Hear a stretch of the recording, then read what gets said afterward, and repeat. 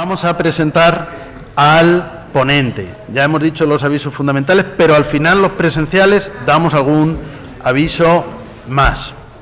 El ponente es... Bueno, ya que hemos mencionado... A ver... Ya que hemos mencionado el asunto de Remove, Remove es un proyecto, es el acrónimo, no es Remove, es Remove, porque es repensando la movilidad, los movimientos humanos en la frontera de Venezuela, y del cual forman parte dos universidades italianas, dos españolas, una francesa, dos colombianas, dos peruanas, dos ecuatorianas. No voy a hacer todo el enunciado. Tuvimos el jueves pasado una sesión para darlo a conocer y difundirlo. Que los que no pudieran, o por razón horaria, no les venía bien por la diferencia, está grabada. Y esa sesión, además, se va a publicar. Luego tenemos otra serie de actividades del proyecto vinculadas, pero ya son internas, vinculadas a esta especialidad. Y con este propósito formativo, como ya dijimos en la inauguración, porque lo dijimos desde la inauguración, lo primero que dijimos, este año, dentro de nuestra temática general, que es la temática del curso, que son los derechos y su tutela, es decir, justicia constitucional, interpretación y tutela de los derechos fundamentales, tenemos algunas sesiones que hemos vinculado, o sea, donde le damos énfasis al tema de los derechos de los migrantes, de los extranjeros, de migraciones, etcétera. Y todo esto lo cuento porque esta sesión, la que vamos a presentar ahora, se vincula específicamente con esa temática. El profesor es un invitado, no es un miembro del proyecto, sino que es invitado por el proyecto, en este caso, para darnos esta visión. Aquí toda esta primera fila, ahora ya no toda, pero 2, 4, 5, por ahí cuento otro, 6, 7, 8, 9,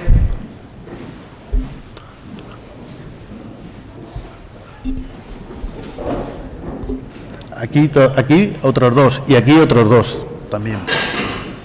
Bien, pues el profesor José María Porras Ramírez, cuyo currículum tampoco leemos porque para eso lo pedimos y lo tenemos en la web, para simplificar las presentaciones y para incidir en otros temas que no están en la web. Y entonces, entre estos otros temas está el que es catedrático de... Bueno, esto sí está en la web, claro, catedrático de Derecho Constitucional de la Universidad de Granada, que sinceramente, los que están en España no deberían salir de España sin ir a Granada. ¿Pero por qué? Porque es una ciudad preciosa, preciosa. Casi como Toledo. Está ahí, o sea, es que si te descuidas dices, casi me gusta más que Toledo, pero no, o sea, esto ha sido un momento que has tenido ahí embelesado por la Alhambra, desde el Albaicín, pues lo puedes, cenando allí, como estuvimos hace ya un par de años, por lo menos, pues puedes llegar a pensar eso, es decir, esto es como Toledo o más, pero bueno, casi, una ciudad preciosa, pero además... que no le invitamos porque sea catedrático de Granada, sino por su trayectoria, sus publicaciones y sus conocimientos en el ámbito del derecho constitucional, que, como digo, constan en el currículum, vinculados a gran cantidad de publicaciones, a gran cantidad de proyectos de investigación y esta es la parte que se vincula más con lo nuestro, a que él dirige una cátedra europea. Jean Monnet es un tipo de cátedras europeas que se centran en una temática determinada y en este caso es precisamente los movimientos migratorios en la Unión Europea. Por lo tanto, es coordinador, al menos que yo sepa, de dos volúmenes colectivos monográficos sobre esta cuestión y sigue trabajando 3, ¿ves? Pues ahí uno ya me he dejado. Ahora, bueno, que lo de la prensa todavía no eso me tienes que informar. Bueno, pues de máximo interés. Ahora él nos lo dirá, porque además esta cátedra tiene gran cantidad de actividades. Es verdad, como hemos explicado, que nuestro proyecto se centra en estos movimientos en la frontera de Venezuela, como indica su título, y la cátedra del profesor José María Porras se centra en la Unión Europea. Algunos Algunos de ustedes luego van a ir a Cádiz, que esto es interesante porque en Cádiz tenemos un seminario de casos prácticos que también va a poner especial énfasis en el asunto de las migraciones. Lo que pasa que Cádiz es la frontera sur de Europa, ¿no? Y Ceuta y Melilla son la frontera sur de Europa también, ¿no? Y por supuesto, pues esto genera múltiples situaciones, a veces tensiones, con también otro tipo de movimientos migratorios que, como sucede siempre, tienen aspectos en común y aspectos peculiares. Todo movimiento humano pues tiene un elemento común entre todos, es decir, estamos hablando de movilidad humana, de personas que se desplazan de un lugar a otro por necesidad, no para hacer turismo, eso es otro, o para otras finalidades, sino por necesidad económica, política, social, ¿no? Bueno, pues en Europa esto lo tenemos, naturalmente, ¿no? Aquí tenemos un grupo de la Universidad Autónoma de Baja California también, y pronto vamos a presentar a la profesora Laura Camarillo, cómo no van a ser sensibles a este tipo de situación en otra de las grandes fronteras, ¿no?, de nuestro mundo, ¿no?, en otra de las grandes fronteras, justamente en este caso con los Estados Unidos. Bueno, este enfoque nos interesa especialmente este año y por este motivo hemos invitado al profesor José María Porras Ramírez a que hable de lo que dice el programa, el reto de construir una política migratoria común en la Unión Europea. Y ya no le quito más tiempo, más que agradecer que haya venido, además presencialmente, a Toledo, porque en esto del calor sí creo que Toledo le gana a Granada, en eso casi seguro, en el calor. También se pasa calorcito en Granada, cuando quiere apretar, aprieta, pero bueno, está ahí al pie de Sierra Nevada y es otra cosa. Así que muchas gracias, José María. Ya sabes que la sesión pues tendría una duración de 1:30, podemos incluso, si podemos acortar un poquito está bien, porque oficialmente empezábamos a las 6, pero estamos allá a las 6:18, pero bueno, si no, tendríamos margen luego al final y lo puedes distribuir como quieras. Aquí te vamos a estar acompañando para apoyarte con las preguntas, pero sí te pedimos que dejes un tiempo para preguntas y debate, porque siempre hay preguntas y siempre hay debate. Entonces no es una posibilidad, sino es casi una certeza que así lo habrá. Así que muchas gracias y adelante con la exposición. Buenas tardes, muchas gracias, profesor Díaz Reborio, querido Javier, por esta invitación a venir a Toledo, a un tórrido Toledo, a una tórrida España, cuando ya debemos estar todos de vacaciones. Pero es muy agradable venir aquí y además tener una concurrencia tan notable. Y me acaban de decir que además compuesta muy mayoritariamente por alumnos y alumnas mexicanos. Yo estuve el mes pasado en México, en un congreso que tuve la ocasión de organizar en la Universidad Iberoamericana conjuntamente con la UNAM y que patrocinamos el profesor Eduardo Ferrer MacGregor y yo, y que se desarrolló tanto en Ciudad de México como en Tijuana. Y para mí fue interesantísimo conocer la realidad americana. Yo algo conozco la europea, pero ver que una realidad común se despliega en cualquier parte del mundo, aun cuando tenga su problemática propia, pues es interesantísimo de conocer. El mundo de la frontera es siempre el mismo en realidad, y los problemas son comunes porque son problemas globales. Yo me gusta comenzar diciendo algo que es una obviedad, que la historia de la humanidad es el relato de una continua y larga migración. Un movimiento que se ha ido acelerando conforme, evidentemente, han avanzado y mejorado las comunicaciones. Voy a dar algunos datos. Se calcula que entre 1820 y 1920, 60 millones de europeos cruzaron el Atlántico en busca de un futuro mejor en América. Actualmente, según ha dicho o ha informado la ONU, con cifras de 2020, 272 millones de personas viven fuera de su estado de nacimiento, 51 millones más que 10 años antes. Luego, el 3,5% de la población mundial, cifra que sin duda crecerá con el tiempo, vive fuera de su país de origen o residencia habitual. Y estas migraciones se han multiplicado a causa de los conflictos armados, de las persecuciones, de la pobreza, de la falta de oportunidades, de los desastres naturales, de las crisis sanitarias, del cambio climático, de las muy diversas formas de injusticia y de desigualdad que hoy afectan a prácticamente todo el mundo. Y esta es una realidad que afecta a Europa como afecta a América. Yo me voy a centrar hablando en lo que más y mejor conozco, no me siento competente para explicarles a ustedes la realidad americana, de la que algo he leído, pero creo que puede ser ilustrativo establecer esta comparativa para que ustedes luego me digan si efectivamente lo que yo les narro tiene concomitancias en América o no.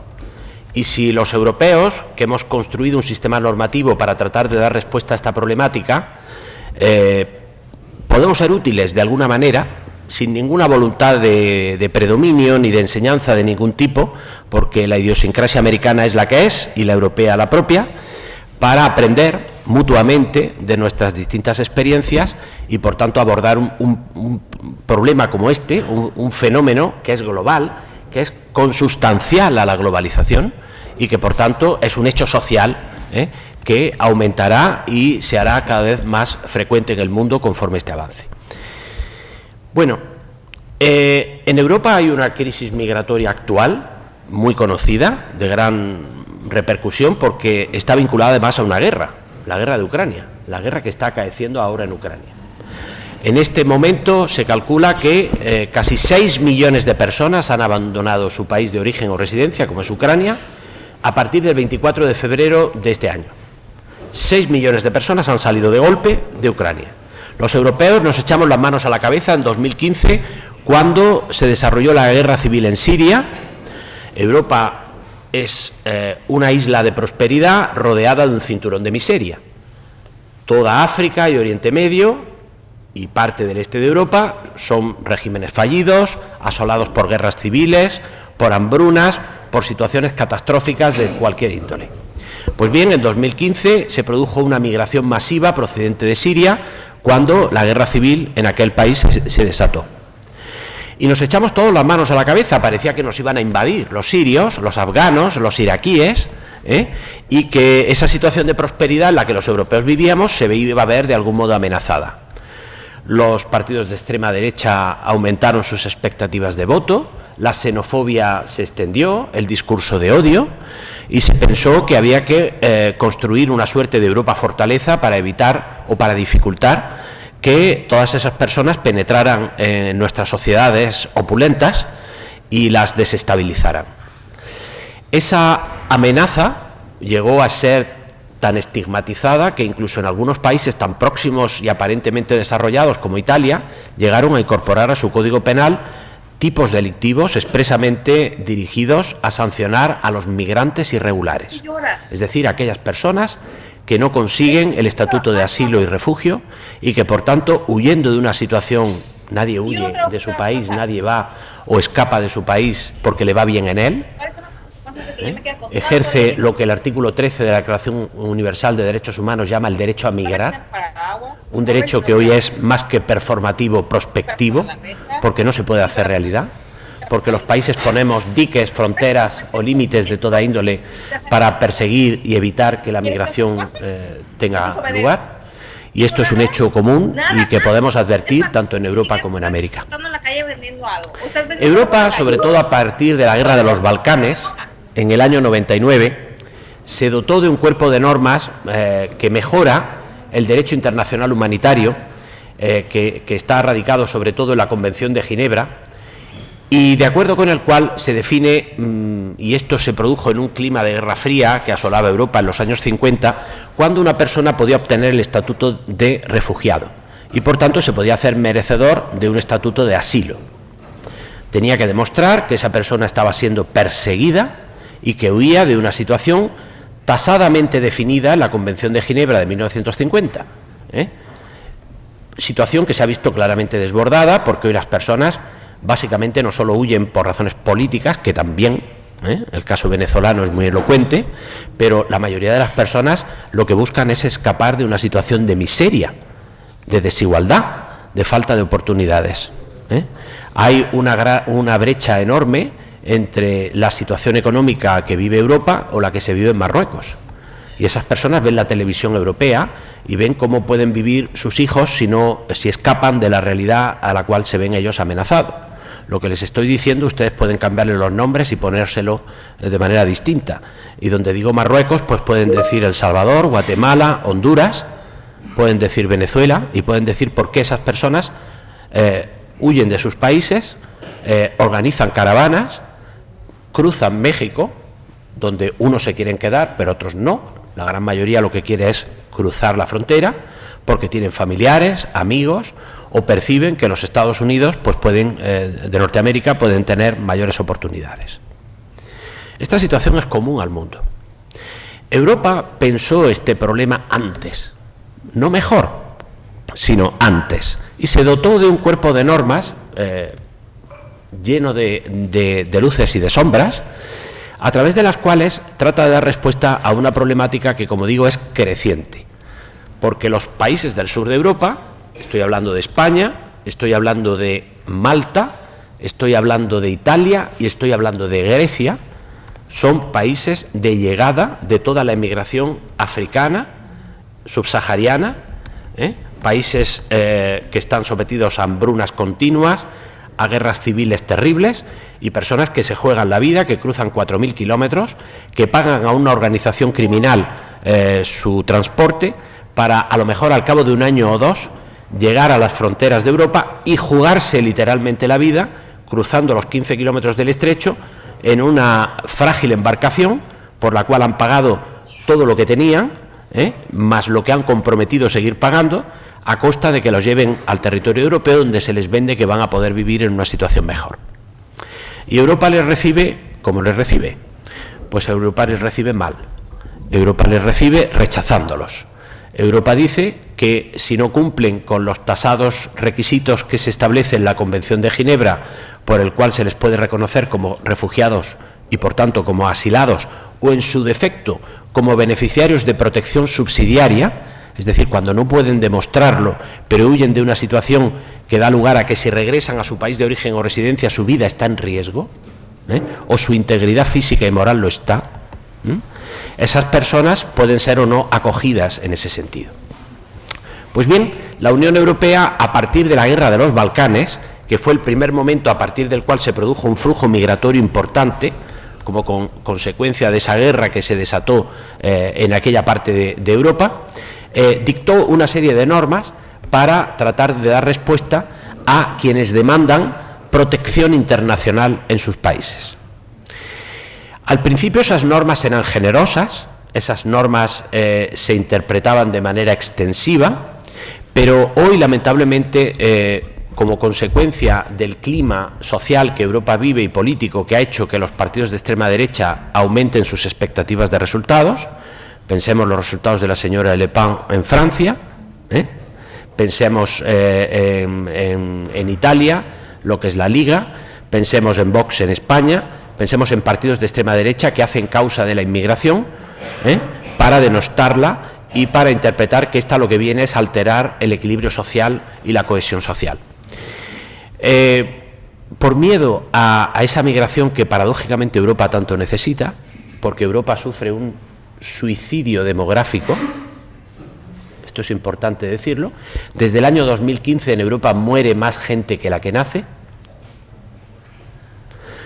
y Europa es una sociedad construida sobre unas premisas económicas de bienestar, es decir, en Europa hay educación pública gratuita y universal, sanidad pública gratuita y universal, protección social pública gratuita y universal, eso vale muchísimo dinero.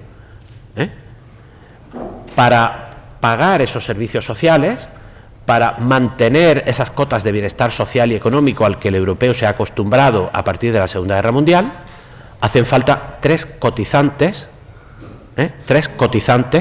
para mantener una pensión a la que yo aspiro el día de mañana, y este señor también. Es decir, necesitamos 3 personas en activo que sostengan la pensión de un señor que ya es clase pasiva porque ha dejado de trabajar, y bien merecido que lo tiene después de mucho tiempo. Y para seguir sosteniendo ese carísimo estado del bienestar que los europeos nos hemos dotado y que solo existe en Europa, en Australia, en Nueva Zelanda y en Canadá, y en ningún otro sitio del mundo. una cobertura social parangonable, vale muchísimo dinero y requiere trabajadores para que coticen, paguen sus impuestos y sostengan ese grado del bienestar. Pues bien, en Europa, por muchas razones que no entro aquí a considerar ahora, tiene un suicidio demográfico real, no se tienen niños, no hay sustitución generacional, la incorporación tardía de la mujer al mercado de trabajo, la propia emancipación de la mujer, la extensión del control de natalidad, muchos elementos hacen que hoy pues las familias sean muchas monoparentales o no tengan suficientes hijos y por tanto este carísimo modelo sobre el que hemos construido nuestra existencia pues esté en claro riesgo. Luego, si Europa no importara todos los años a 1,4 millones de migrantes, el sistema socioeconómico europeo quebraría. Luego, la migración es necesaria, es una cuestión de egoísmo, no solo es una cuestión de altruismo, no solo es acoger a quien lo necesita y a quien puede aportarte, porque evidentemente esas personas pueden tener cualificaciones que tú requieres. En España hay muchos puestos de trabajo que quedan sin cubrir porque no se considera, el español no desea realizarlos. Cuando yo iba hace muchos años al Reino Unido, pues veía pues que ciertos oficios no los desempeñaba el británico de nacimiento, sino que los hacía un pakistaní o los hacía un indio, etcétera. Pues aquí también hay determinados puestos de trabajo que desarrollan pues personas de otro origen, que no es estrictamente el español. El problema es que la migración que entra a Europa entra por el sur de Europa. Y los países del sur de Europa no son los más ricos. Y, por tanto, hay una situación de gran desequilibrio porque los países del norte de Europa no quieren aceptar esos contingentes de migrantes y desean que estos o bien queden confinados en los del sur de Europa o bien no entren en Europa. Y, por tanto, se endurecen los requisitos de entrada y el asilo, que más que un derecho es una expectativa de derecho, porque en realidad es un procedimiento de muy probable fracaso, porque muy pocas personas consiguen acceder al mismo, conduce inevitablemente a que la gente se juegue la vida literalmente para conseguir entrar en el territorio europeo, porque no hay habilitadas vías legales, ordenadas y seguras para hacer posible que una persona procedente de un país, el que sea, solicite protección internacional, es decir, asilo o refugio, o por motivos económicos desee obtener un permiso de residencia y trabajo en España. Esto es muy difícil de conseguir. Yo tengo amigos mexicanos, hace poco que me escribía un antiguo alumno y me decía, ¿cómo puedo conseguir un permiso de trabajo y residencia en España?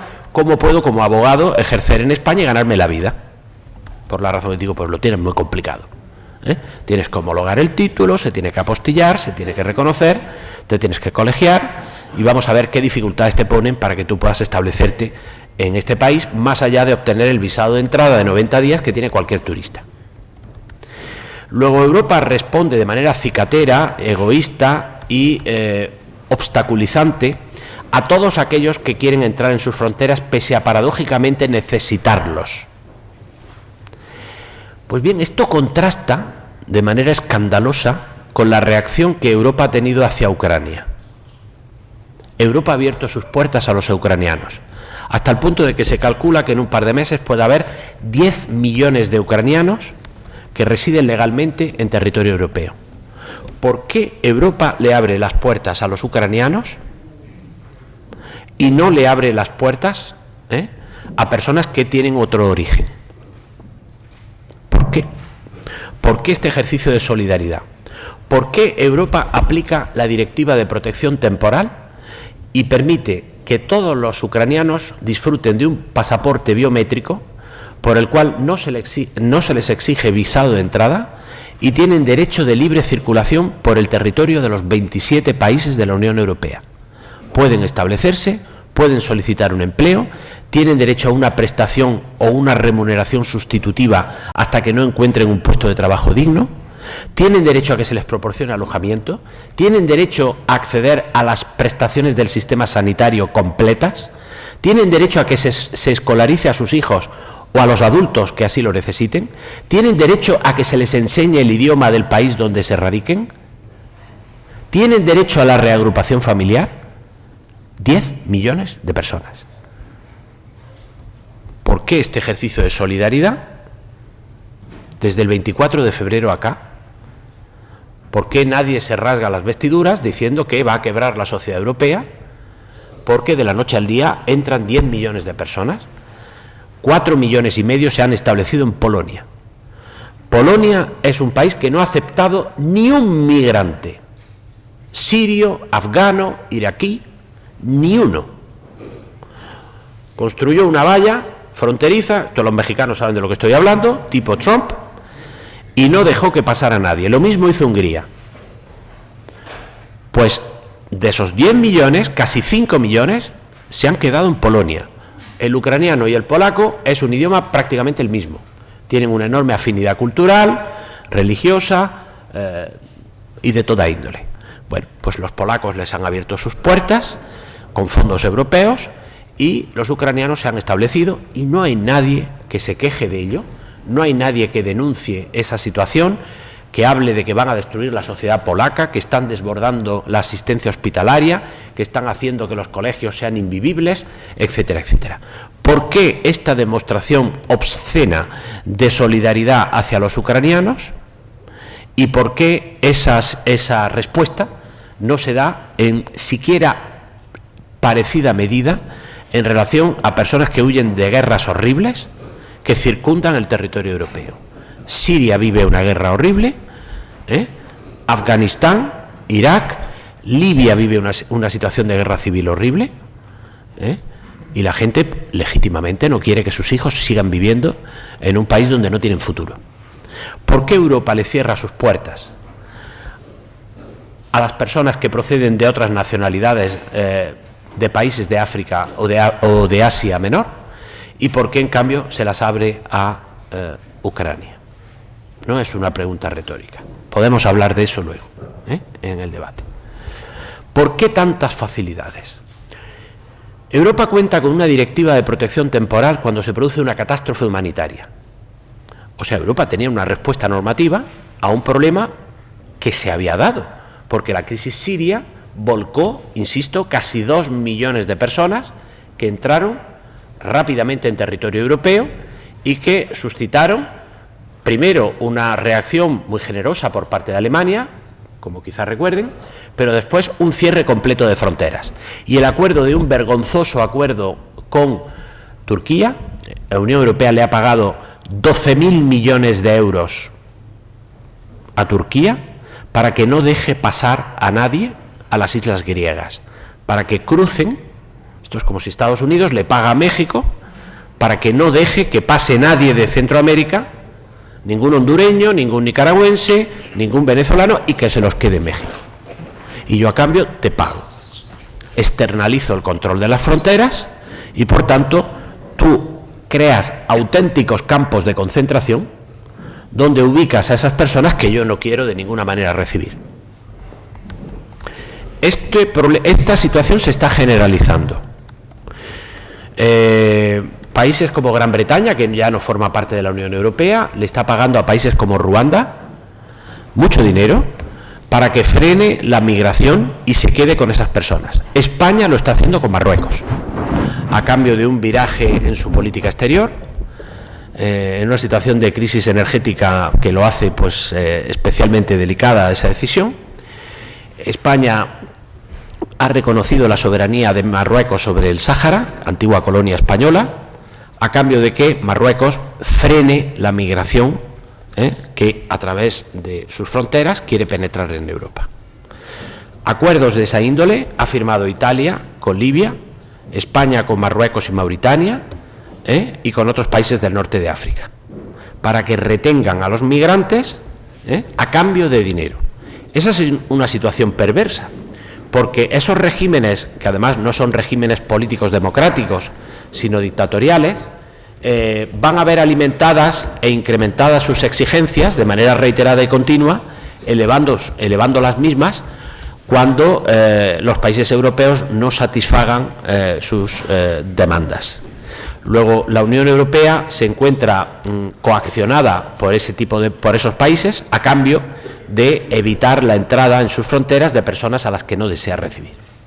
Es una dinámica muy parecida a la que ustedes conocen que se da en Norteamérica, y que los Estados Unidos promueven, sea cual sea la administración que gobierne en los Estados Unidos. Y llegando a acuerdos con la administración mexicana, acuerdos tan vergonzantes como los que se firman con los países europeos y que firman presidentes tenidos por personas muy avanzadas y progresistas en sus ideas, ¿no? Allá y acá. Bueno, esa es la situación que nos encontramos en el mundo. Externalización de las fronteras, aumento de los controles migratorios, construcción de países fortaleza para evitar la penetración de migrantes, dificultar a toda costa la migración política y sobre todo la económica, impedir la migración económica, no hay cauces para la migración económica. Para que una persona no se juegue la vida tratando de pasar al país al cual desea llegar, tiene que comprometer todo su patrimonio, tiene que comprometer su integridad, tiene que arriesgar su propia vida, frecuentemente, tiene que someterse a la extorsión de una organización criminal, tiene que verse sometido a trata y explotación. Pensemos en los menores, pensemos en las mujeres, pensemos en los ancianos, todos son grupos vulnerables. Lo que está viniendo de Ucrania a Europa, como los varones están en edad militar y se tienen que quedar haciendo la guerra a Rusia, son mujeres y niños en un 81%. Son personas que en un 60% tienen cualificación universitaria. Están siendo recibidas con los brazos abiertos. Se les busca inmediatamente un trabajo y se les da libertad de circulación, como digo, por todo el territorio de la Unión Europea. Yo he visto ucranianos en Tijuana para pasar a Estados Unidos. Pues bien, en España ya hay 150.000 ucranianos. En tres meses había 150.000 ucranianos que paradójicamente están encontrando empleo en empresas rusas. En España hay muchas empresas rusas, hay una gran afinidad cultural entre los ucranianos y los rusos, sobre todo en la zona del Levante y del sur de España. Pues los ucranianos están encontrando, el único problema que tienen los ucranianos es el idioma. No hay narices de aprender el español en un mes para un ucraniano, y miren que los eslavos tienen una capacidad o una aptitud lingüística importante. Bueno, el principal problema o traba que están encontrando es precisamente este. Aún así, se les da intérprete, se les da derecho a la información, se ha impreso lo que se conoce como un folleto y se ha creado una web para los ucranianos, para encontrar vivienda gratis. Hasta la campaña turística de verano se les alojaba hasta en hoteles de 5 estrellas en la Costa del Sol. Eran alojados en hoteles, en establecimientos hoteleros, pagados por la administración que correspondiere, y se les entregaba una remuneración a modo de salario de manera indefinida. Los ucranianos tienen derecho a permanecer en el territorio de la Unión Europea sin solicitar asilo 3 años. Un americano que venga a España tiene 90 días visado de entrada. Ellos no tienen visado de entrada, no se les exige entrada, no se les exige solicitud de asilo y tienen derecho a la libertad de circulación y tránsito por todo el territorio de la Unión Europea. Y no pueden ser discriminados con respecto a un nacional español a la hora de ser atendidos por un médico, a la hora de ser escolarizados o a la hora de pedir una prestación o ayuda social si tienen un familiar con Alzheimer que necesita asistir a un hogar de día para tener atención farmacológica gratuita. Tienen los mismos derechos que los nacionales. Esto es estupendo, esto es fantástico, es maravilloso, pero lo que no es maravilloso, ni fantástico, ni estupendo, es que Europa sea selectiva con respecto a los ucranianos y, en cambio, sea restrictiva con respecto a personas de otra nacionalidad, que sí son consideradas una amenaza para la cohesión social, un factor de desestabilización social. Y esto es doblemente reprobable en el caso de España, porque España tiene una afinidad cultural con los países de América no voy a decir que completa, pero en un 99%. Yo tengo la gran fortuna de viajar continuamente a América, me siento en casa, como espero que se sientan ustedes aquí. Hay una enorme afinidad, en todos los sentidos. Costumbres, cultura, forma de pensar, de sentir, de hablar. Claro, hay diferencias, y esas diferencias son riqueza. Esa diversidad es riqueza. Pero hay un fondo común de afinidades que nos hace muy próximos. Eso facilita extraordinariamente la inclusión. ¿O es que puede ser igual la inclusión de un ucraniano que la de un mexicano en España? ¿O la de un español en México? ¿O la de un ucraniano en México? Es incomparable. Porque Europa no solo tiene que recepcionar migrantes, incluso por razones de egoísmo, para completar su depauperado mercado de trabajo, sino que también Europa tiene que integrar a esas personas. Y hay una estrategia de la Unión Europea multimillonaria, más de 15.000 millones de euros, destinada a facilitar la integración e inclusión social de los migrantes, para que no constituyan guetos, para que no estén estigmatizados, para que no estén apartados de la sociedad, para que se incorporen a esta en plenitud de derechos, para que accedan a la ciudadanía, para que tengan derecho al voto, para que sean ciudadanos plenos, porque son cotizantes, porque pagan sus impuestos, porque la ciudadanía no tiene nada que ver con el origen, ni con la etnia, ni con el color de la piel, ni con el sexo. La ciudadanía tiene que ver con la condición de ciudadano, y ciudadano es el que paga sus impuestos, el que se incorpora a esa sociedad y trabaja para ella. Y esa persona tiene que tener iguales derechos que los demás, derechos no solo de carácter social, económico, sino también político, derecho al sufragio, activo y pasivo, para integrarse plenamente en la sociedad que los acoge. ¿Cómo se está haciendo esto en Europa? Pues a veces bien, a veces mal. Yo les he puesto un contraejemplo, que es la situación de Ucrania, y es realmente el modelo de lo que habría que hacer, pero no con respecto a Ucrania, con respecto a todo el mundo. Esa respuesta solidaria, que en cambio está siendo discrecional, porque se han tenido que reunir los jefes de Estado y de Gobierno de los 27 países miembros para acordar por unanimidad que se active la Directiva de Protección Temporal en casos de catástrofe humanitaria y afluencia masiva, directiva que es de 2001 y que, estando vigente, no se había aplicado jamás, y que se ha aplicado ahora por primera vez porque quien la demanda son otros europeos amenazados, en este caso los ucranianos, hacia los que se ha forjado un sentimiento de solidaridad extraordinario en Europa. Ustedes no son conscientes porque estaban en su país, pero cuando se desató la guerra, en mi país la gente salía, tomaba su carro y se iba a Ucrania a traerse a los niños y a traerse a los ancianos y a traerse a la gente y a meterla en su casa. O sea, una expresión de solidaridad extraordinaria. La gente vivía la amenaza rusa como propia, y hubo unas reacciones de solidaridad desordenadas, por otra parte muy peligrosas, porque esos sentimientos de solidaridad, cuando no están organizados, pues pueden dar lugar al abandono, pueden dar lugar a la trata. Piensen ustedes en lo que sale de Ucrania. De Ucrania salen mujeres, niños y ancianos. Un niño no abandonado, un niño no acompañado, requiere representación legal, requiere tutor, porque si no, ese niño está en una situación de explotación potencial muy probable. Una mujer en situación de abandono es una mujer que es objeto potencial de trata y explotación sexual. Luego, Europa no solo tiene que tener gestos instintivos de solidaridad, sino que tiene que canalizar y organizar esa solidaridad. Y realmente lo está haciendo muy bien. Ha movilizado todas las agencias y el presupuesto de la Unión Europea, que es un presupuesto multimillonario. Europa ha respondido a dos cosas en los últimos años de manera excelente y ejemplar. Una, a la pandemia. Aquí se ha organizado la respuesta a la pandemia en Europa de manera extraordinaria.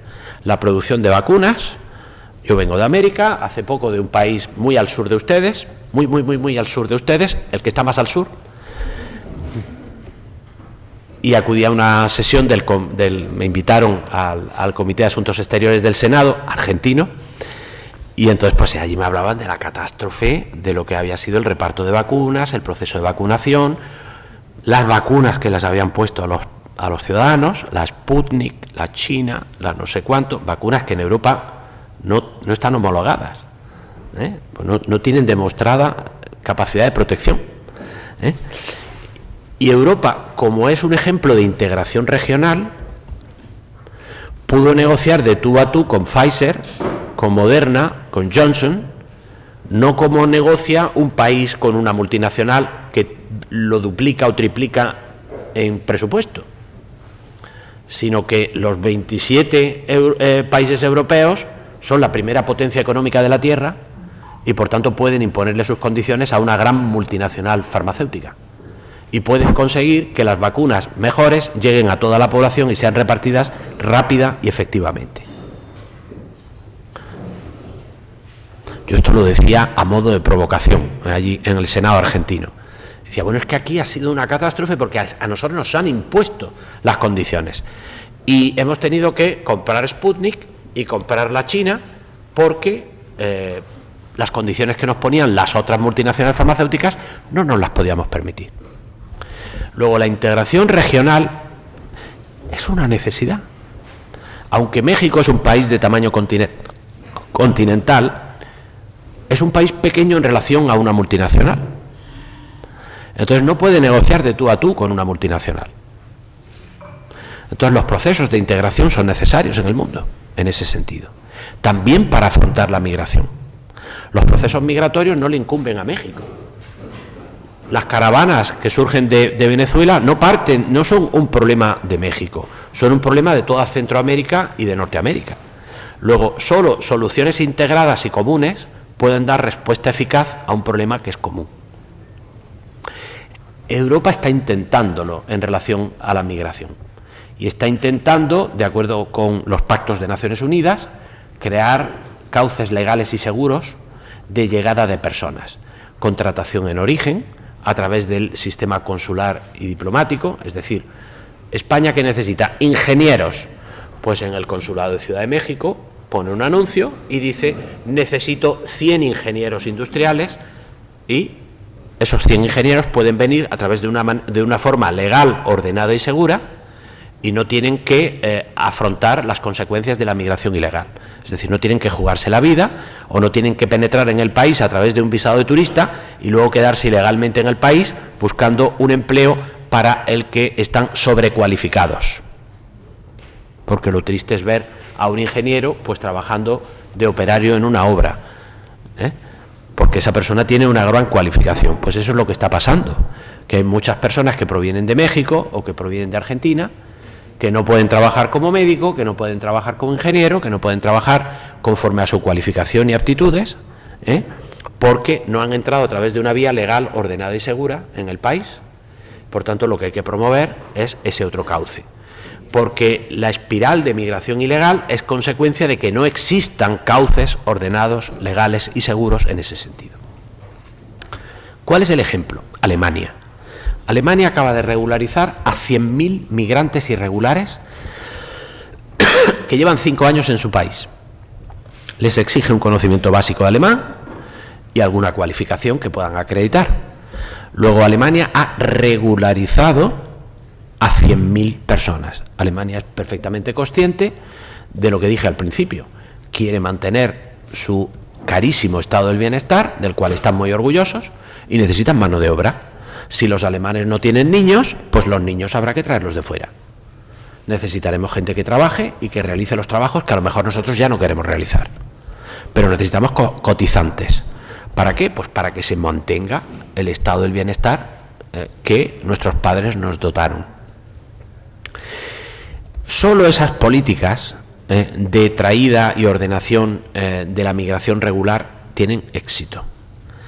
La migración irregular puede ser producto de una crisis humanitaria, una guerra, por tanto puede no ser previsible, puede ser resultado de una afluencia masiva como en Ucrania o como la crisis venezolana, que es una crisis ya estructural, pero es una crisis que da lugar a que medio país se haya vaciado y que salgan los venezolanos de allí rápidamente porque no hay esperanza de vida ni oportunidades de trabajo en aquel país y vivan desesperados y lo que quieran sea buscarse la vida como sea y del modo que puedan. Pero salvo en situaciones de esa índole, sujetas a catástrofes humanitarias, los flujos migratorios tienen que ser ordenados, tienen que ser seguros, tienen que estar previstos en la legislación de cada país. Seguro que incluso el propio México tiene necesidad de trabajadores en cualquier o en un determinado ramo o sector productivo. Y en ese sentido pueden ser útiles pues los hondureños, los venezolanos o las personas cualificadas que pueden aportar y enriquecer la sociedad y la economía mexicana. Pues igual ocurre en Europa. Europa tiene que normalizar la cuestión migratoria, tiene que aceptarla como un hecho normal, es un hecho social. Migración siempre habrá, en el mundo siempre la hubo. Esto no es algo reciente ni contemporáneo, aunque se vea facilitado por la mejora de las comunicaciones, y siempre habrá miseria, desigualdad, catástrofe, desgracia en cualquier parte de la tierra, y cualquier ser humano debe de tener reconocido el derecho a migrar, ese derecho a la libre circulación y establecimiento en cualquier parte del mundo, pero no de manera clandestina, sino a través de manera regularizada.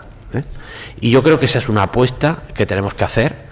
Y yo aspiro a concienciar en ese sentido, a que no percibamos la migración como un problema, que lo veamos como una oportunidad de enriquecimiento social, de mejorar nuestra sociedad, de traer a personas que tienen justo derecho a ser tratadas con dignidad, a que se les acoja en la sociedad a la cual llegan y puedan dar salida a sus aptitudes y a sus capacidades y puedan desarrollarlas libremente.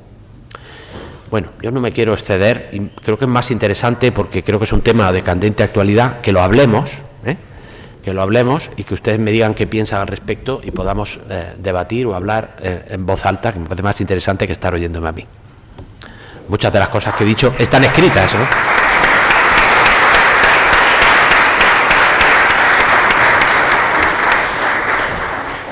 Bien, pues muchas gracias. Sin duda, yo creo que, como hemos dicho antes, habrá preguntas y debate. Voy a mirar primero los que están conectados por Teams. En principio no hay ninguna mano levantada. ¿Hay alguien en el aula 1.5?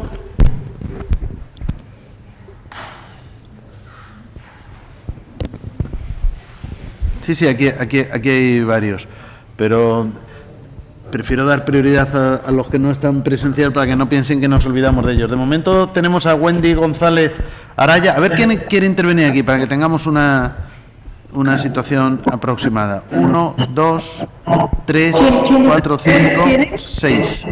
¿Quién eres? Bueno, pues entonces, Magdalena, ¿alguien quiere intervenir en la 1.5 también?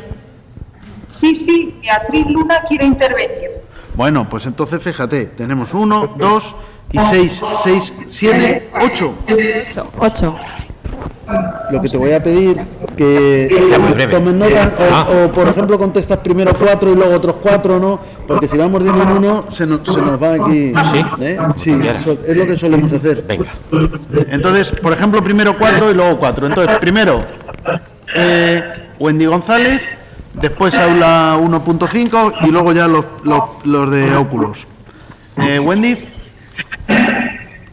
Gracias, saludos por allá, desde Costa Rica. Me ha encantado la exposición, ha sido completamente crítica de la situación europea y me parece que también pues lo comparto muchísimo. Mi pregunta es si el Tribunal Europeo de Derechos Humanos ha hecho algún esfuerzo, porque no conozco muchos precedentes, en cuanto a los derechos de los inmigrantes, para cambiar esta realidad. Esa es una pregunta. La segunda sería si a él le parece que el hecho de reconocer los derechos políticos con un carácter muchísimo más amplio para los inmigrantes o migrantes podría cambiar la situación. Y esto, ¿cuánto hace falta para llegar a este punto? En el caso europeo y gracias. ¿Has escuchado más o menos al final? se El entrecortó. Tribunal Europeo de Derechos Humanos, que ha dicho al respecto de los derechos de los migrantes. Bien, entonces pasamos al aula 1.5 con la profesora Magdalena González. Buenas tardes, gracias. Mi nombre es Beatriz Luna. Muy interesante, doctor Porras, su intervención. Nos sirve mucho para los colegas y profesores del proyecto Remove.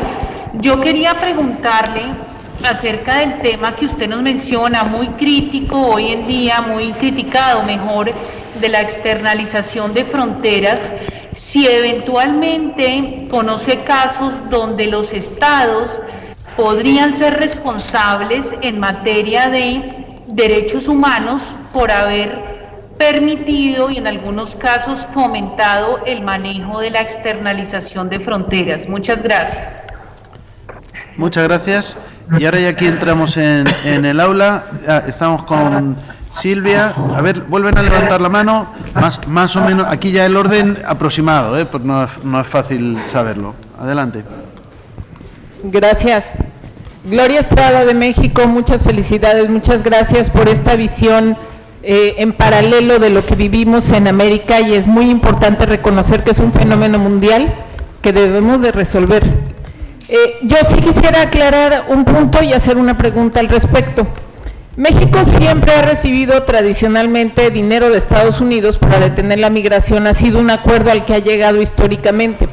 Cuando México quiso revertir esta situación y quiso ir a más respecto de la recepción de los migrantes y no aceptar las condiciones de Estados Unidos, recibimos una amenaza terrible por parte de nuestros socios comerciales. Nuestro principal socio comercial nos dijo que si no deteníamos la migración, nos incrementaría los aranceles mes a mes 5% a todo lo que exportábamos. Tuvimos que ceder. Y hace poco incluso se habló acerca de cómo fue la conversación, lo expuso Donald Trump en una de sus reuniones electorales. México no tuvo más que aceptar estas condiciones nuevamente como tercer país seguro y demás. Obrador, el actual presidente de México, habla acerca de reconocer que mucho de la pobreza que existe en Centro y Sudamérica también ha sido provocada por los Estados Unidos, y creo que coincido un poco con él. No en lo absoluto, pero creo que sí, gran parte de la situación que vive México, Centro y Sudamérica están originados por el imperialismo y por la forma de pensar y de dirigir y de alguna manera construir esquemas convulsos, sobre todo en Centro y Sudamérica por parte de Estados Unidos. Nosotros como país, México tiene un tratado que evolucionó de Telecán a Temec, en el cual sí se establece una selección de qué tipo de mexicanos quiere recibir Estados Unidos y se limita a cierto tipo de profesiones. Sin embargo, México también puede recibir, y lo ha hecho, a Centro y Sudamérica en temas de maquiladoras, empleos que no quieren, por la inseguridad que vive México y por la situación de salarios bajos que históricamente ha sido un tema impuesto como factor de competitividad entre los países de Norteamérica. Y aquí viene mi pregunta al respecto. Si bien es cierto hay un derecho a la migración, un derecho que no podemos negar, también debe de existir un límite de los países a recibir, de manera en que esto no distorsione ni su modelo económico, ni su, vamos a decir, su gobernabilidad. ¿Cuál sería la manera ideal para imponer ese límite? Esa sería mi pregunta. Gracias.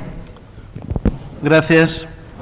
Rogamos siempre brevedad en la formulación de las... Pueden formular una opinión, pero muy breve, y fundamentalmente la pregunta. No, mi nombre es Óscar Bustamante de Colombia. Mire, la realidad de estos conflictos migratorios normalmente generan pues un juicio al menos teórico de responsabilidad de los estados generadores de esos conflictos. De estados generadores de esos conflictos. Mi inquietud es esta, es que normalmente los estados que generan esos conflictos, valga decir México, valga decir Unión Europea y guerra de Ucrania, hay que decirlo, y uno podría entender la solidaridad por esa razón, pero por ejemplo Colombia está sufriendo el problema migratorio de Venezuela, pero la culpa de eso es el problema de Estados Unidos con sus problemas, bueno, de estrategia muy mal manejados. La pregunta es, bueno, ¿y qué responsabilidad damos frente a esos estados que han generado estos problemas? Gracias. Llevamos 4, ¿verdad? Pues puede si quieres responder lo que tú prefieras. Sí, sí. O seguimos respondemos a estas 4 para que no se acumulen. Eso es. Bien, la primera pregunta que ha hecho Wendy es sobre qué reacción tiene el Tribunal Europeo de Derechos Humanos. Ya saben que es como la Corte Interamericana de Derechos Humanos en Europa, que tiene sede en Estrasburgo, si está interviniendo a favor de los migrantes y está reconociendo derechos de estos. Sí, rotundamente sí. Evidentemente sí. Es decir, por ejemplo, la prohibición de expulsiones colectivas es una realidad que da lugar a un constante pronunciamiento por parte del tribunal, aun cuando hubo una sentencia muy polémica en 2017 que afectó a España, por el cual se estableció una excepción al respecto, pero en condiciones normales las expulsiones sin derechos de los requirentes o solicitantes de protección internacional no son admisibles y son objeto de sanción por parte del Tribunal Europeo de Derechos Humanos. Luego, un migrante que solicita protección internacional, estatuto de asilo o protección subsidiaria, tiene que enfrentarse a un procedimiento, se enfrenta a un procedimiento revestido de garantías, tiene derecho al recurso y, por tanto, las autoridades nacionales y, en su defecto, el Tribunal Europeo de Derechos Humanos determinarán si merece que se le reconozca el beneficio que solicita o no. Pero el Tribunal Europeo sí está teniendo, como en América, la Corte Interamericana, un papel muy activo y muy positivo en el reconocimiento de derechos a los migrantes se refiere. La segunda pregunta que tiene que ver con esto desmiente lo que acabo de decir. Me preguntaban, la externalización de fronteras que hoy se está de moda en Europa, o sea, los países europeos, por ejemplo Dinamarca, le paga a Ruanda para que cree campos de concentración y retenga a las personas que quieren entrar en Dinamarca. La policía danesa las detiene, las mete en un avión y las manda a Ruanda y le paga al gobierno de Ruanda para que se las quede, vengan de donde vengan. Esto es lo que ha hecho Europa con Turquía. Todos los sirios, los afganos o los iraquíes que quieren entrar a través de Grecia en Europa, se lo quedan los turcos, les impiden que pasen a cambio de dinero. Eso es lo que hace España con Marruecos, eso es lo que hace Italia con Libia. Sellado de fronteras y no hay posibilidad de ejercer el derecho de asilo, que no es un derecho porque no te dejan llegar a la frontera. Y si no te dejan llegar a la frontera, te juegan la vida. Entonces incurres en migración irregular, contratas a una mafia o a una organización criminal para que te pase a Europa, puesto que en tu país o en el país que es frontera no te dejan llegar a Europa para solicitar asilo. Están prejuzgando la decisión que se va a tomar, que no se sabe si va a ser positiva o negativa, pero es que ni te dejan ejercer tu derecho a solicitar protección internacional. Y eso genera pues una dinámica que es la que estoy diciendo, inmigración irregular. En tercer lugar, con respecto a México, bueno, voy a contestar de las dos cosas solo a una. Yo no soy quien para decir a México ni lo que tiene que hacer ni cómo se tiene que relacionar con los Estados Unidos, ¿no? Famosa frase aquella de ¿quién fue? Porfirio Díaz, ¿no? Ya saben, ¿no? Bueno, esa es su condena, ¿no? Que los tienen al lado. En fin, de todos los puntos de vista. Su condena y también tiene sus cosas buenas, claro. Bueno, decía la señora, y con toda la razón, si un país es muy solidario, y hablaba de México, tradicional territorio de acogida para los países limítrofes, si México ejerce una solidaridad ilimitada con respecto a países de Centroamérica que están sometidos a crisis terribles, y México se queda toda esa población, pues México se desestabiliza, daba a entender, porque México tiene que ser el único país que haga ejercicio de solidaridad con respecto a todos esos países. La respuesta es integración regional. Tiene que firmar acuerdos México con esos países y tiene que haber un reparto equitativo, que es lo que en Europa se demanda, que haya un reparto equitativo, porque los países del sur de Europa, que son los países frontera, no son los países por los que tienen que sufrir esa inmigración masiva, sino que esas personas aspiran a pasar a otros estados europeos y de hecho vuelven a solicitar asilo en Alemania o en Suecia. ¿Por qué? Porque las prestaciones sociales que te da un país más rico siempre son más generosas que las que te da un país menos rico. Un marroquí solicita asilo en España y tiene unas prestaciones, pero las prestaciones que les da Suecia son mayores.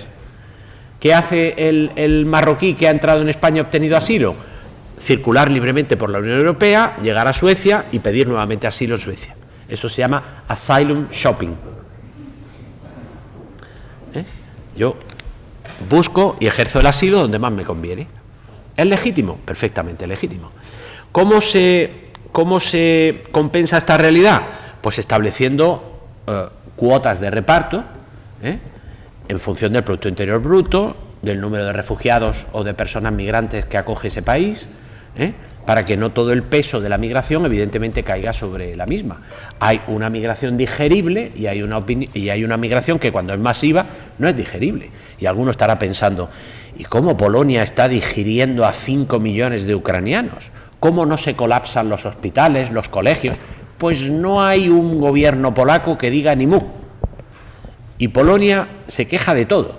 O sea, Polonia es una piedra en el zapato de Europa, porque todo lo protesta. Protesta la gobernanza económica, protesta cualquier avance en la integración europea, la protesta Polonia. Y se le vienen 5 millones de ucranianos y todavía no hemos oído decir al primer ministro polaco, esta boca es mía. Están encantados de la vida. ¿Por qué? Porque esto está suponiendo una afluencia de fondos económicos de la Unión Europea masiva, absolutamente masiva. Y como hay una gran afinidad cultural, pues no son percibidos como extranjeros propiamente. Pensemos que las fronteras que hoy conocemos del este de Europa tienen muy poco tiempo. O sea, la Galicia, toda la zona oeste de la actual Ucrania, era Polonia y ha sido parte del Imperio Austrohúngaro. Es decir, no hay un sentimiento de que el que ha venido es un extranjero. Pero yo creo que el reparto equitativo, en Europa tenemos una agencia europea de asilo para toda la Unión Europea que se encarga de eso, de establecer un reparto de cuotas entre los países miembros en función de su capacidad de solidaridad.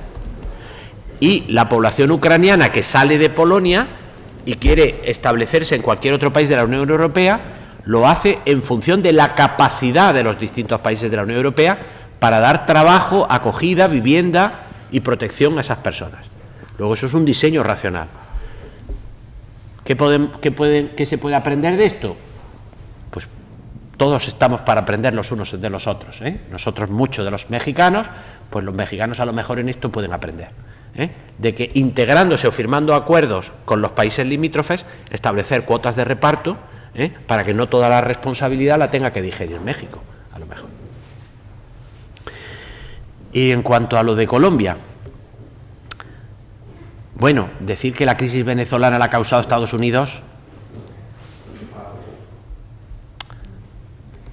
bueno, yo creo que en Venezuela hay un régimen político que no es precisamente una democracia, que está arruinando el país, aparte de privándolo de derechos a los ciudadanos, y que está haciendo que la gente no tenga oportunidades para buscarse la vida.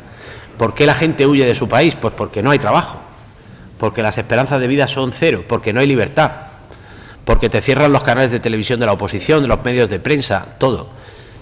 Que sí, que vivimos en una economía mundial integrada y que los Estados Unidos son la primera potencia de la Tierra y alguna responsabilidad tienen en todo lo que pasa en la vida, evidentemente.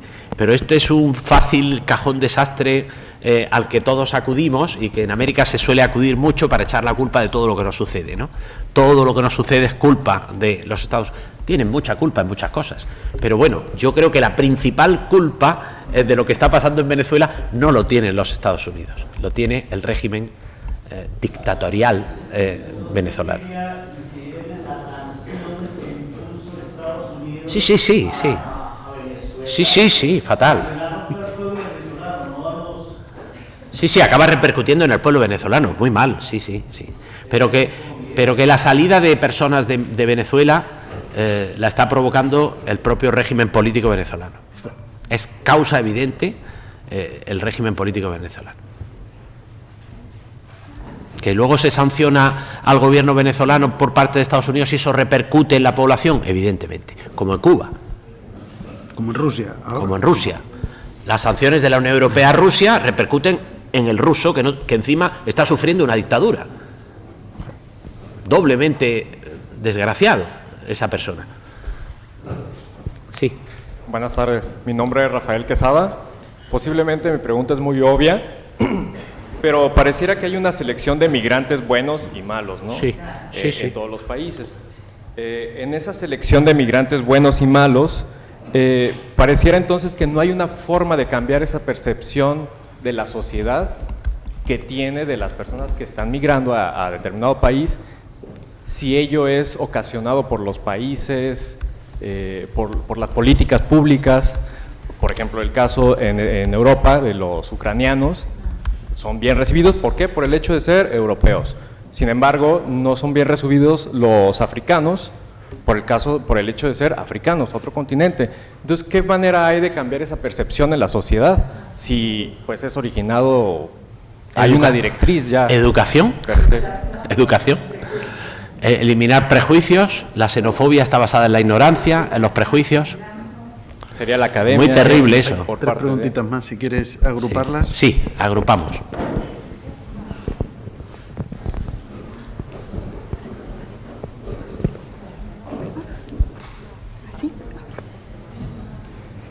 Hola, buenas tardes. Muchas gracias, doctor. Acá. Edith Esquivel, México. Mi duda va respecto a las facultades que en la ley migratoria otorga México para las autoridades para retener a los alojados por 15 días y se puede esto prorrogar en algunos supuestos que la verdad son concedidos a la autoridad cuando no tenga elementos para resolver la situación migratoria, y esto me parece una violación a los derechos humanos tremenda porque por otro lado una autoridad judicial tiene 72 horas para resolver la situación jurídica de alguien que presuntamente cometió un delito. Entonces me parece realmente exagerado que se otorgue esta facultad para que, con las excepciones de que la propia ley prevé que si voluntariamente decide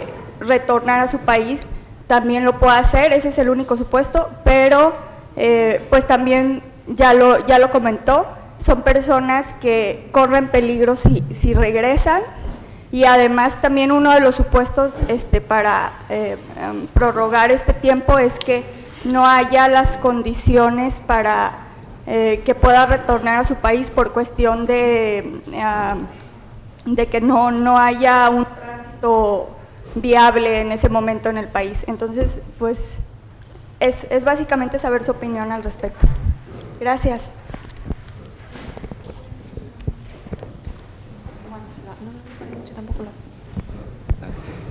Buenas tardes. Primero felicitar por la conferencia, muy productiva.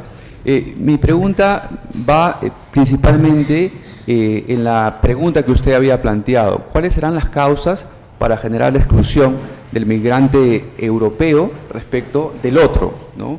Y yo quiero presentarle esta idea. Creo que ahí hay un trasfondo de racismo cultural mezclado con un racismo genético que, aunque ya ha sido vencido por Cabal y Sforza, ¿no?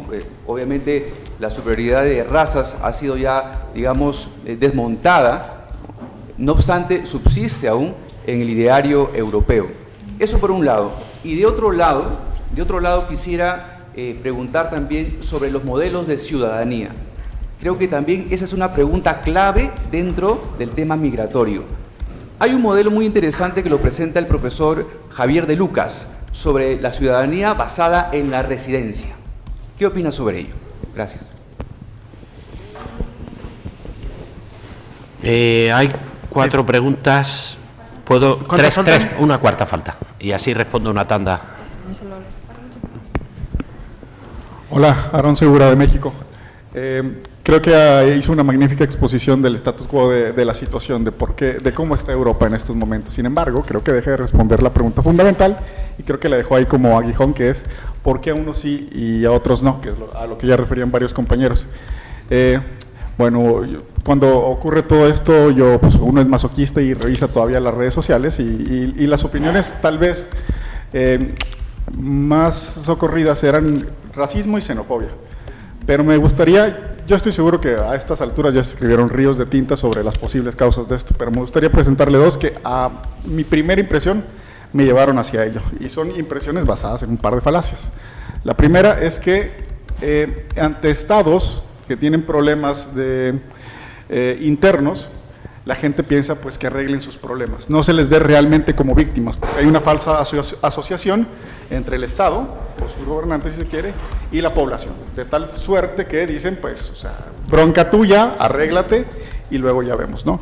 Y en el caso de los desplazados por guerra sí se ve como una agresión externa, como una verdadera victimización, porque aquí estábamos muy bien, no teníamos ninguna necesidad de emigrar y luego llegó la guerra y ahora sí, ¿para dónde me hago? Yo que soy un ciudadano que no tenía esta necesidad, que me parecería que también hay por ahí una especie de falacia emotivista sobre el término guerra, ¿no? Porque pareciera que si vamos a ver los números, en México, vaya, hay más muertos por causas no atribuidas directamente a una guerra como tal, sino tal vez a cuestiones como guerrillas o conflictos internos, conflictos armados o como le quieran llamar. Pero me parecería que tiene un gran poder emotivo el término guerra. Entonces, me gustaría ahora sí que nos explicara tal cual es su opinión al respecto. Gracias. No sé si había... ¿Quieres contestar entonces este grupo de 4? ¿Cuántas más habría? Pues yo también le quería preguntar Pues contesto ahora y hacemos vale, una tanda más. Pero con brevedad, porque esto... No, quiere contestar ahora. Me da igual. Que sigues apuntando entonces. Son dos. Venga, pues dos. Vale, ya prescribe también el derecho a preguntar, porque si no, fíjense cómo vamos. Muchas gracias. Pablo de México. A mí me gustaría conocer su opinión respecto a, ¿existe en realidad un temor fundado a la migración? O sea, es decir, a ver, si se abren las puertas a todos lados, definitivamente va a haber un conflicto, o es meramente ideológico, o si hay una manera como de equilibrarlos. Y si se me permite, aprovecho con otra rápido, es, en tema de migración, de asilo y refugio, ¿se podría considerar a aquellas personas que ejercen que por el ejercicio de su profesión necesitan protección? Pongamos el ejemplo en México, periodistas que cubren las noticias del narcotráfico y que en México matan periodistas seguido. Entonces, ¿ese tipo de personas también podrían ser sujetas a pedir refugio o asilo en algún otro país? Claro, sí. Gracias. Gracias.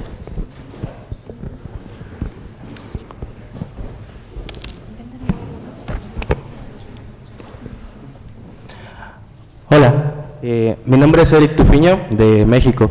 Tengo dos preguntas referentes aquí en España. ¿Qué programas se han implementado en España para proteger los derechos de los inmigrantes? Porque este fin de semana que estuve en Madrid me di cuenta de una realidad social donde hay mucho inmigrante que se gana la vida, no sé, ofreciéndote rosas o vendiéndote plumas, ¿no? O sea, si ellos también tienen acceso a algún tipo de seguridad social o qué tipo de seguridad tienen ellos. Y la segunda pregunta es que vi algunos españoles que se estaban manifestando afuera del Ministerio de Asuntos Exteriores y de Cooperación, pero ¿por qué hay esas manifestaciones? ¿Cuál es la inconformidad? Porque la verdad no quise preguntar, pero sí había ¿Manifestaciones de quién? ¿De migrantes? ¿Liberen Marruecos? Eso decía. Liberen Marruecos. ¿Liberen Marruecos? Sí, tenían unas pancartas ahí. O sea, ¿cuál es la inconformidad que tiene el pueblo español con Marruecos, no? Gracias. Gracias. Bueno, había una última intervención, para que no digan aquí, Silvia.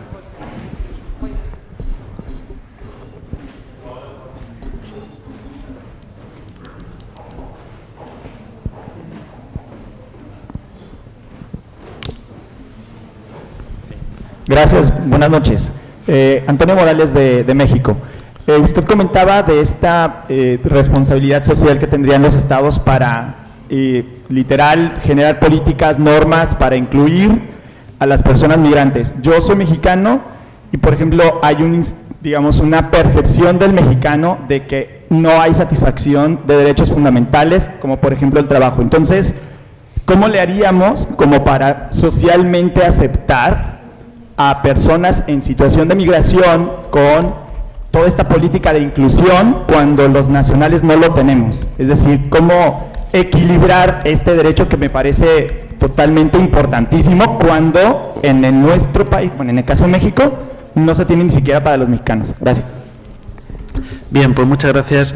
Yo, aunque sea de una manera muy breve, para añadir complejidad a la última respuesta, pero creo que no, en fin, no quiero dejar pasar la oportunidad para plantear un tema que desde el punto de vista que el ponente domina, que es las migraciones en la Unión Europea, me parece muy problemático, ¿no? Que en alguna medida ha sido aludido cuando has hablado de la externacionalización del control migratorio, ¿no? Pero que lo pregunto de una manera específica para el caso de Marruecos y, por supuesto, en relación con lo que tiene que hacer España y la Unión Europea. Porque el caso de Marruecos, a mí, en fin, yo te pediría la opinión, pero no sé si me parece más sangrante la demostración de ahora voy a abrir todas las puertas cuando se llevó mal con España porque tenía quejas sobre la actuación de España respecto al Sáhara, ese momento de decir, no vas a poder controlar este flujo migratorio, es decir, si yo quiero, tú no controlas. No sé si es peor eso o, por supuesto, lo más reciente, que es decir, ahora te voy a demostrar que soy capaz de controlar esto y 18 muertos en la valla, que eso es una cosa muy terrible, ¿no? O no se sabe, porque en realidad muertos, enterrados, algunos no identificados y no sé cuántos heridos. Entonces eso es un drama enorme y yo creo que, como antes apuntabas, ¿no?, en otros movimientos migratorios, me parece que tiene una causa directa e inmediata y luego otras que pueden coadyuvar, ¿no? Pero primero, ¿dónde está la responsabilidad principal? Y segundo, ¿qué tiene que hacer España o qué tiene que hacer la Unión Europea? Porque, en parte, como bien dices, ¿no?, hay un incentivo para que algunos países fronterizos controlen, pero naturalmente, llegados a este punto, es decir, yo creo que en nuestra valla de Melilla, de Ceuta, donde sea, nunca, jamás me consta que haya habido nadie que haya muerto por la acción del ejército español. Pues conviene separar las situaciones en uno y otro caso. Nunca. Ha habido tragedias, ha habido accidentes, ha habido naufragios, ha habido muchas situaciones, pero no por una acción directa del ejército. En cambio, en Marruecos no podemos decir lo mismo y tampoco podemos decir que haya habido un caso, ¿no?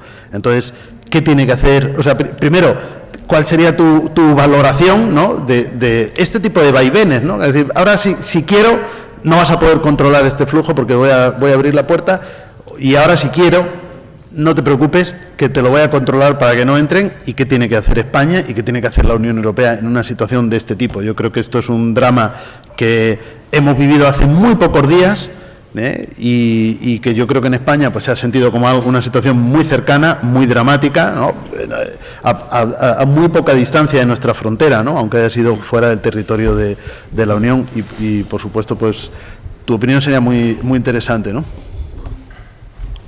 Bien, muchas gracias. Lo primero, darles las gracias a ustedes porque me enriquece todo lo que dicen y sobre todo cuando hay una opinión que yo no puedo responder, como algunas de las que aquí se han vertido, primero por respeto a México, aunque las conozco, pero yo no soy quien para yo valorar esa situación desde aquí, Solo primero por respeto. Lo que ha dicho usted, y que yo he tenido que, en la experiencia que he tenido en México, muy intensa, en Ciudad de México y en Tijuana, organizamos el congreso, profesor Ferrer MacGregor y yo, con la intención de que no fuera solo un congreso académico, sino que tuviera una gran participación pues el activismo social, ¿no? Ver qué se hace desde la sociedad civil para compensar todas las carencias del Estado. Y yo vine maravillado, porque también puede uno venir escandalizado, ¿no? Cuando oye la injusticia, se escandaliza, debe uno escandalizarse cuando oye cualquier situación de injusticia, aquí, allá, donde sea, ¿no? Como decía la canción, solo le pido a Dios que lo injusto no me sea indiferente. El día que lo injusto me sea indiferente me habré muerto. Aquí, allá, donde sea, yo tengo que oír situaciones, y lo que usted ha descrito, yo lo he oído en México reiteradamente, y yo, como quiero ser optimista y positivo, también quiero hacer un canto a lo positivo. ¿Qué es lo positivo? No la detención arbitraria, no la actuación de las autoridades migratorias que hacen desaparecer a gente. Yo no voy a hablar de eso, ha hablado usted y muy bien y mejor que yo, sino que también voy a hablar de las clínicas y voy a hablar del activismo social, del papel de la Iglesia, de las ONGs, de tanta gente buena que está promoviendo recursos de amparo para dar derechos y protección a personas que no tienen nada, y que frente a la actuación arbitraria de las autoridades, pues la propia sociedad es la que se moviliza para dar protección, amparo, cobijo, alojamiento, atención, cariño, a personas que no tienen nada. Y eso, en eso México es inmenso. Bueno, causas de exclusión. ¿Hay migrantes buenos y malos? Claro que sí, que hay migrantes buenos y malos. El lenguaje es muy rico. En España, fíjense, yo voy a hablar de lo mío. En España, el musulmán, cuando es pobre, es moro. Cuando es rico, es árabe. ¿Sí o no? El lenguaje es elocuente. ¿No? Es que un árabe que vive en Marbella y que tiene una mansión en Marbella, en cambio, cuando ves un MENA, un menor no acompañado, que a lo mejor pues se dedica a la delincuencia juvenil porque no tiene nada, es un moro. Claro que hay migrantes buenos y malos. Sobre todo hay migrantes cualificados y no cualificados.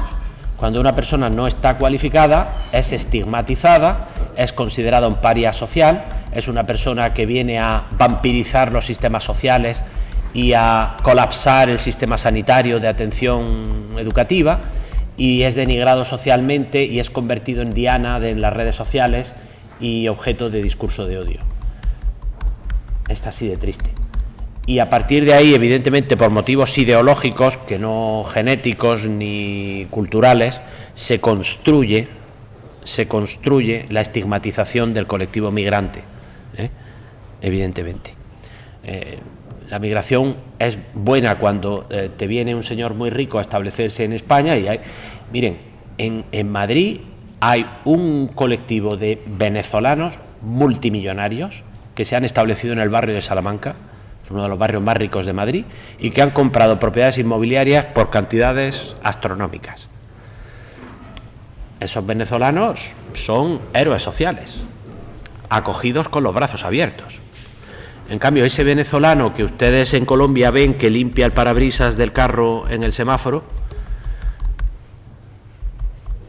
es tratado y considerado de otra manera, y es igual de venezolano. Pero uno es rico, el otro es pobre. Uno está cualificado, otro no. O sea, yo no creo que tengamos una actitud o una predisposición. Evidentemente hay prejuicios raciales, hay prejuicios culturales. Fíjense, cuando se inició la acogida admirable que Europa le dio a Ucrania, a los ucranianos, hubo una famosa declaración del primer ministro búlgaro. El primer ministro búlgaro dijo aquello de: pero ¿cómo no los vamos a querer si son como nosotros, blancos y cristianos?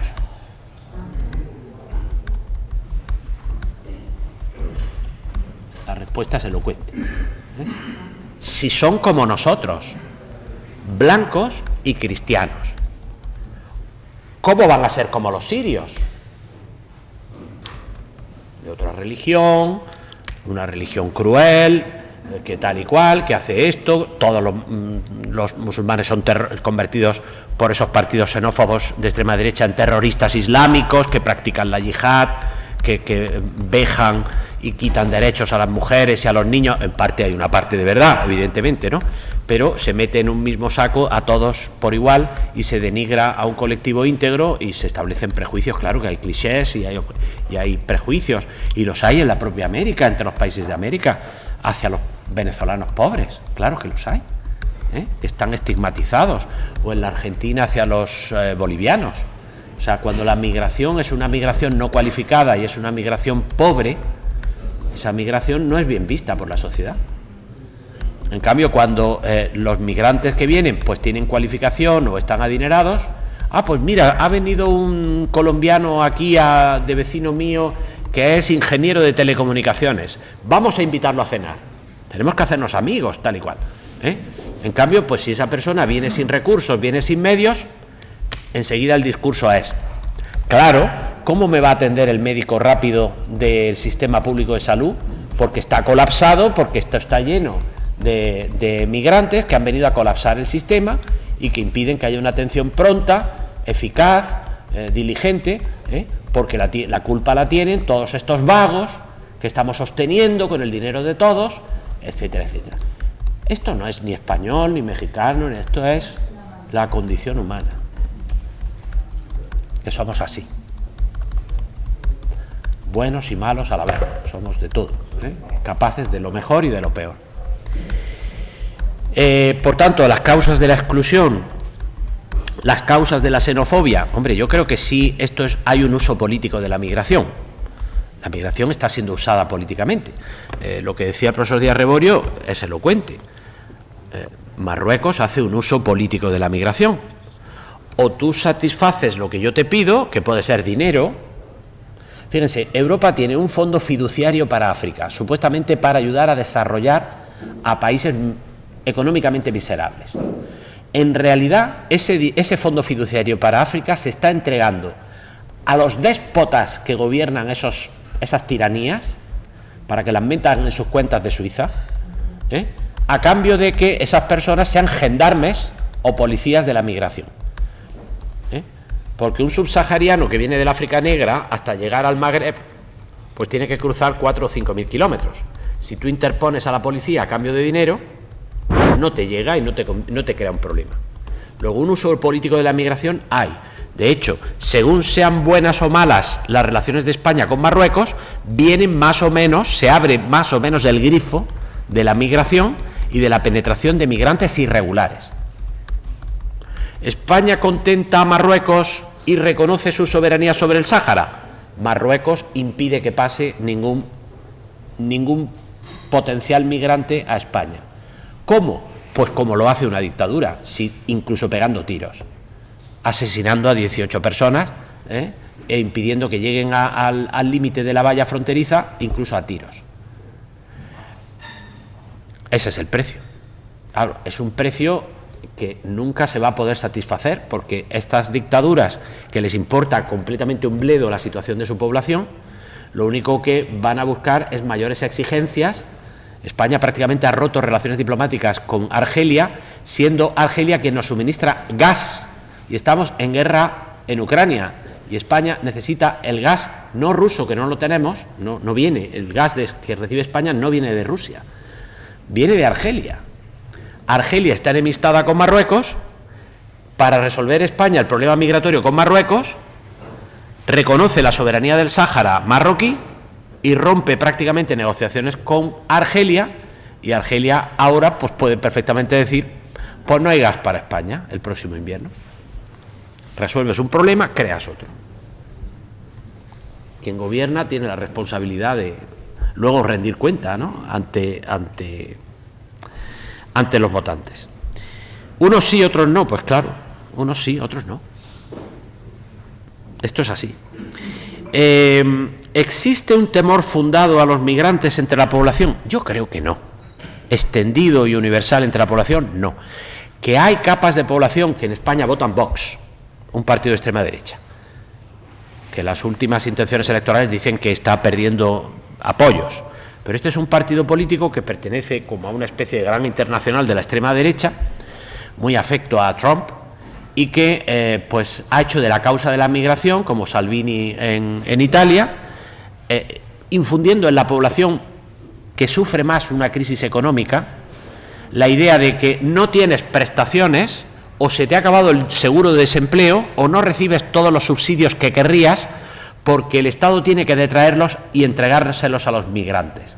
Luego el migrante es un competidor desleal que viene de fuera para quitarte lo que es tuyo. ¿Eso es algo inducido? Sí. ¿Es algo ideológico? Sí. ¿Es algo consustancial a la condición humana? No. Esto es algo movido por el interés, para construir un movimiento político en torno pues a una causa que ha sido construida, como casi todo en la vida está construido, como casi todos los relatos políticos son relatos construidos. Los programas de derechos para los migrantes los hay. Ya he dicho que hay una cuantiosísima cantidad que la Unión Europea dedica en sus presupuestos, en su presupuesto el presupuesto 2021-2027. Europa destina una cantidad ingente de dinero para programas de integración de los migrantes en el ámbito escolar, escuelas especiales, procesos de integración e inclusión de los migrantes de otras nacionalidades, atención sanitaria, de toda índole. Sí hay programas muy cuantiosos para conseguir la integración de estas personas. ¿Qué pasa al respecto en México? Pues no soy yo quien para decirlo. Yo no soy la persona más autorizada para decir si estos programas en México existen, si están bien dotados económicamente o no, y si el Estado mexicano tiene especial interés en conseguir la integración o inclusión social de la población migrante. Eso seguro que ustedes lo pueden responder mejor que yo, pero no me parece que yo deba decirlo, ¿eh? Algo sé, pero no soy quien para comentarlo. ¿Cómo incluir a los migrantes, por tanto, en México? Me han dicho. Pues contesten ustedes, ¿eh? O pregúntenselo a AMLO y díganle al señor López Obrador, considera una prioridad la inclusión social de los hondureños, de los nicaragüenses, o no lo hagas, porque la población mexicana tiene una necesidad preferente al respecto y, por tanto, eso es un debate que tienen que hacer entre ustedes, ¿no? La respuesta que yo les puedo dar, pues ya la conocen, ¿no? Yo creo que recursos hay, la cuestión es a dónde envías esos recursos, cuál es tu prioridad política, y qué sectores hay que atender. Sobre todo eso en un político se mide por si esa persona vota o no. Si esa persona vota, pues se la hace beneficiaria de unos subsidios, y si esa persona no vota, pues se la desatiende, ¿eh? Eso pasa aquí, allí, en todas partes, ¿no? Y lo de Marruecos, pues bueno, ya lo he contestado. La valoración que me merece, pues es pésima. Yo creo que esto no es resolver ningún problema, lo que ha hecho el gobierno español, sino todo lo contrario, aplazar un problema, ¿eh? Aplazar un problema, pero los políticos ya saben ustedes que son cortoplacistas. Cuando un político no es cortoplacista se le llama estadista. Es que Lázaro Cárdenas era un estadista porque tenía una visión de México. Hay mucha gente así. Hay mucha gente en España que digas, bueno, Adolfo Suárez fue un estadista, ¿eh? Planeó la transición a la democracia, tal y cual. ¿Se puede decir de más gente? Pues normalmente los políticos lo que miran es las próximas elecciones, ¿eh? Y hacen pues valoraciones cortoplacistas y lamentablemente no a medio ni largo plazo. Pero esta es la miseria, la miseria de la democracia, ¿no? La parte miserable, ¿no? De la visión reducida de la democracia. Ay, perdón, me dijo lo de Javier de Lucas. Yo sí, me encanta lo que dice Javier de Lucas, sí, me parece muy bien. O sea, yo creo que hay que unir la ciudadanía a la residencia, claro. Es más, yo lo simplifico aún más. Un señor que paga sus impuestos, y un señor que paga los impuestos es un migrante irregular, porque ese señor compra el pan, ese señor compra alimentos, ese señor está pagando impuestos.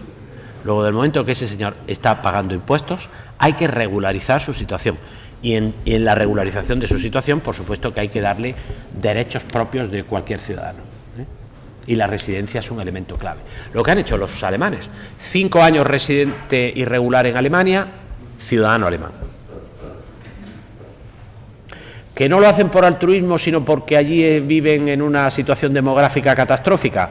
Se prevé que España, el otro día lo dije en el Senado argentino, me miraron así, se prevé que España en el año 2000, no sé si era 80, pase de tener 50 millones de habitantes, que es lo que en números redondos tiene hoy, a 25 millones de habitantes. Y eso se puede decir de todos los países de la Unión Europea. O sea, la proyectiva estadística demográfica es esa. O sea que lo de la migración no es solo una cuestión de solidaridad, es una cuestión de necesidad. Pero si lo organizas, lo ordenas y lo llevas a cabo a través de cauces legales y seguros, pues mejor. Menos sufrimiento y más derechos, que es lo que importa, ¿eh? Muchas gracias. Pues muchas gracias.